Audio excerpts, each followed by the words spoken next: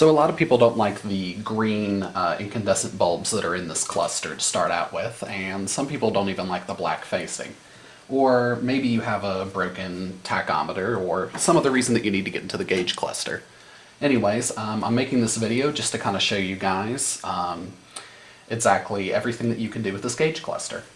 Now, to remove it from the car, you do need to remove the entire black surround that goes all around the edges of this panel. I'll insert something here just to show you how to do that. But anyways, after you have that removed, all you've got to do is just unscrew each of the screws that are holding in the cluster to these white tabs. And you just remove the screws that are in that, and the entire cluster comes out of the car. After you've removed those screws, there are some connectors on the back of here. When you're removing them, all you want to do is just insert a flathead screwdriver right into here, and you just kind of press down on it, and the entire connector just kind of pulls out. There's quite a few of these on here. There's one here, another one over here, and I believe that's it. There should just be, oh no wait, there's another one right here, right in the center. So there's 4 in total. And most of the bulbs on the back, you just kind of, let me see if I can show you guys here. You just twist and they come right out. You can see it has like a little green cover on it, but more about that later. We'll come back to the LEDs, or excuse me, the bulbs. For the front of the cluster, and this is the first time I've personally opened this up, so you guys get to sit here and watch me struggle with this. I'll show you guys how to go ahead and remove the plastic here on the front. So you will be needing a Phillips head screwdriver. And there are just a few screws here.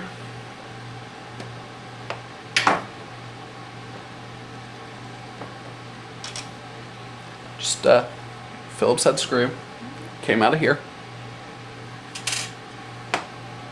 And there is another one.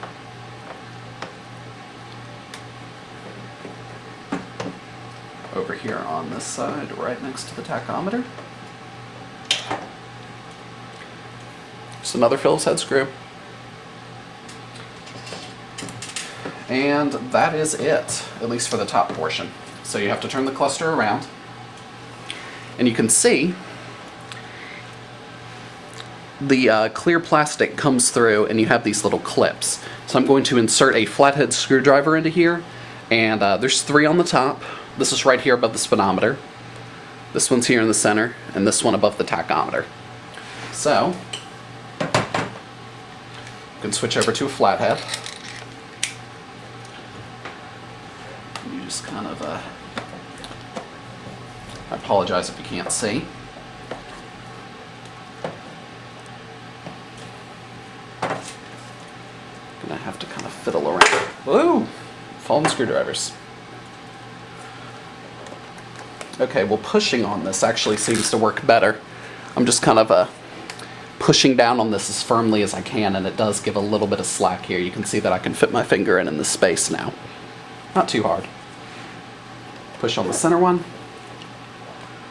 Kind of pry it. It's got a little bit of slack there now. And the last one. And as you can see, it's a little bit loose now. A little bit loose. But flip it on over. This one up here is a little tricky to do. Oop, can't see. This is the bottom of the cluster. There's one right here next. Ooh, can't see again. There's one right here next to the tachometer. Another one. Another one. Another one. Same thing to remove those, I guess. Just kind of firmly push down on each of these. And the entire face of the cluster will come off. Woo! Anyways, this is the clear plastic face of the cluster. Whenever you do remove this, you're going to get a lot of fingerprints on it, just simply by handling it.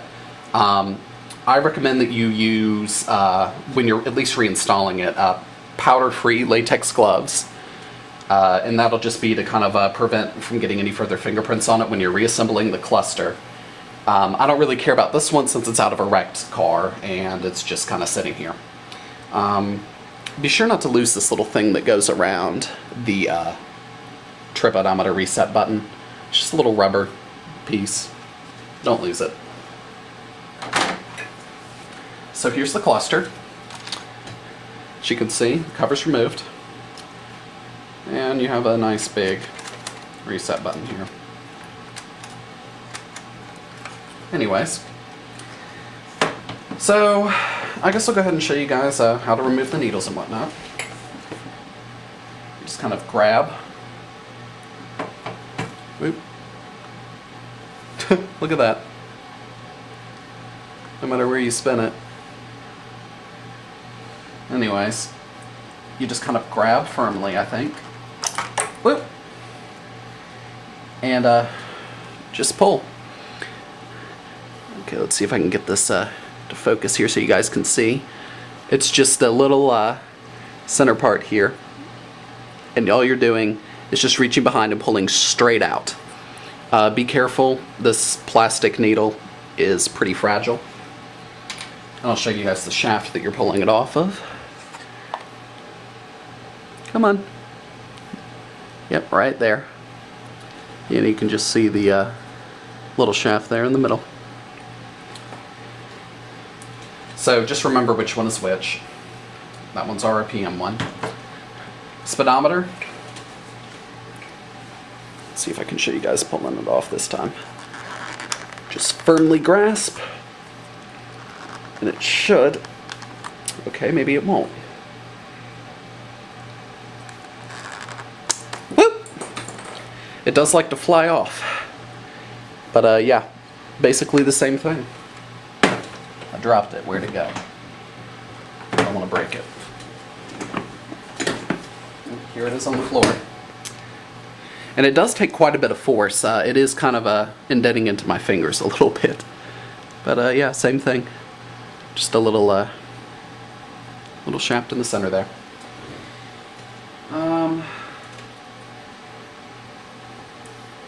It looks like these two needles are exactly the same.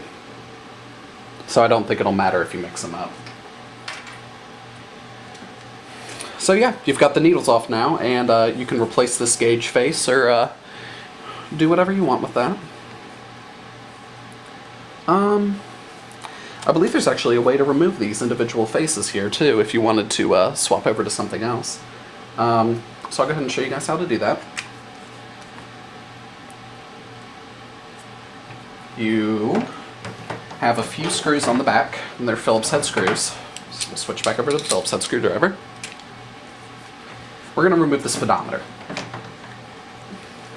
I believe it's just these screws here. There's 4 screws. And I'll show you guys in just a minute which 4 they are. I'm just going to loosen them up real quick so I can move them with my hand.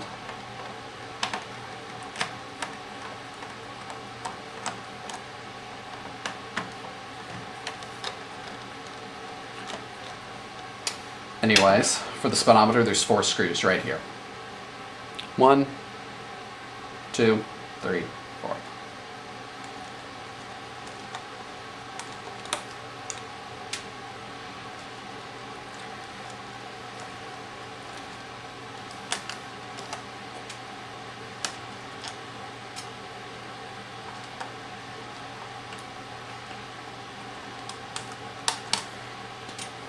Okay. Now, I wonder if it just pops out now. Nope. There's probably more to it.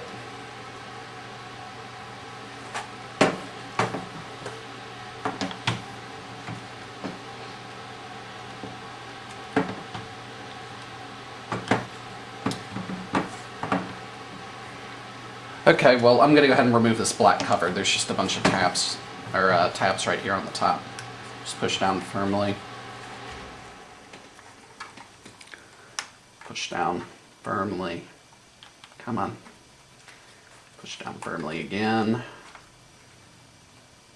And like I said, I do apologize for me just kind of hunting around here. This is my first time removing this and disassembling it. Firm press. Come on.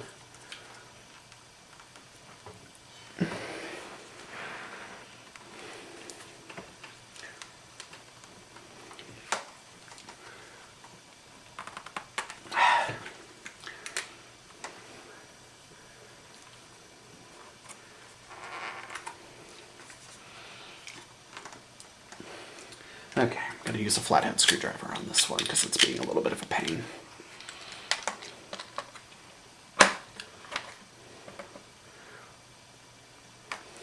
Or not. I don't want to break it.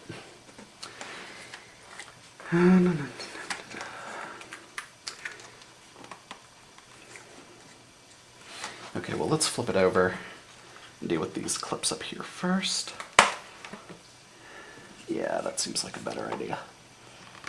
Work from the outside in on the bottom of these.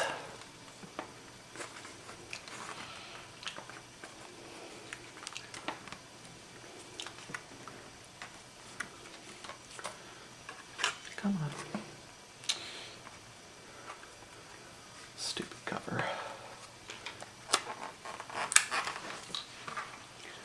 Okay, well, the top is loose.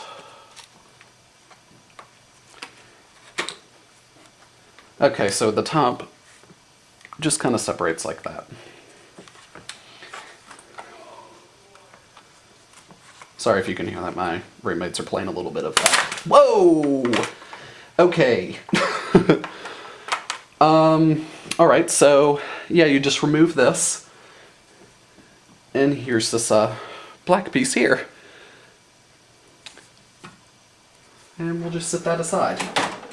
Now, those 4 screws I showed you to remove earlier, don't remove those yet. You want to remove them right now after you've removed that piece, otherwise the speedometer is going to fall out and attack you.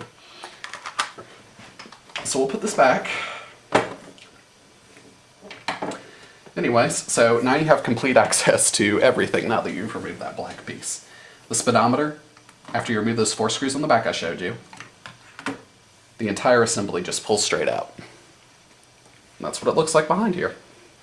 You can see all of the wonderful bulbs that illuminate the cluster. Little fuel gauge. Yes, this car had a full tank of gas when it was wrecked. And here's the speedometer, which also has the odometer in it. So it really does show you that's how easy it is to swap out an odometer. Swapping it out and not notifying the DMV, not 100% sure on the laws, but don't do that. It's illegal. This is what the back of it looks like. Little circuit board. I believe that's a little rotary encoder there for the odometer. You can see the numbers through there for the odometer. You can see this entire assembly moves on the trip odometer to reset it. And yeah, it actually looks like this entire plastic face comes off.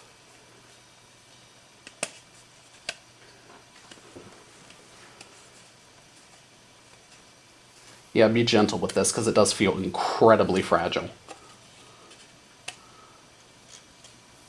Again, I really don't mind if I do break it. But you guys don't want to break your stuff because it'll be going back into your car. Looks like it's kind of stuck around the center. I'm going to kind of